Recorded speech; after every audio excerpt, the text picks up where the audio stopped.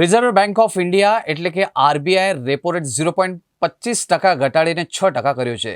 પહેલા તે 6.50% હતો, એટલે કે આગામી દિવસોમાં લોન સસ્તી થઈ શકે છે. તમારો ઈએમઆઈ પણ ઘટશે. આરબીઆઈના ગવર્નર સંજય મલ્હોત્રાએ આજે 9 એપ્રિલે સવારે 10 વાગે નવા નાણાકીય વર્ષમાં આરબીઆઈની પ્રથમ મોનિટરી પોલિસી કમિટીની બેઠકમાં નિર્ણય વિશે માહિતી આપી હતી. આ બેઠક 7 એપ્રિલના રોજ શરૂ થઈ.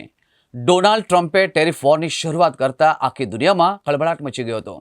ત્યારે આરબીઆઈ મોનિટરી પોલિસીની એક મહત્વપૂર્ણ બેઠકમાં મોટો નિર્ણય લેતા રેપો રેટમાં 0.25% બેઝિસ પોઈન્ટનો ઘટાડો કરીને એક મોટી રાહત આપી છે. રિઝર્વ બેંક ઓફ ઇન્ડિયાની આ જાહેરાત સાથે જ રેપો રેટ હવે 6.25%થી ઘટીને 6% થઈ ગયો છે. એટલે કે હવે આવનારા દિવસોમાં લોન સસ્તી થશે અને ઈએમઆઈમાં પણ ઘટાડો નોંધાશે.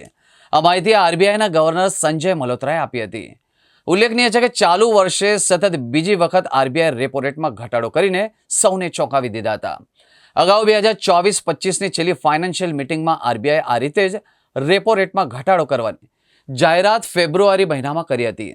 ત્યારે 6.50%થી રેપો રેટ ઘટાડીને 6.25% પર લાવી દેવામાં આવ્યો હતો. આ ઘટાડો લગભગ 5 વર્ષ બાદ કરવામાં આવ્યો હતો. રેપો રેટમાં ઘટાડો થતાં જ બેન્કો પણ હાઉસિંગ અને ઓટો જેવી લોન સામેના વ્યાજદરમાં ઘટાડો કરી શકે છે. જ્યારે વ્યાજદરો ઘટશે તો હાઉસિંગની ડિમાન્ડ વધશે અને મોટાભાગના લોકો રિયલ એસ્ટેટમાં રોકાણ કરવા પ્રોત્સાહિત પણ થશે.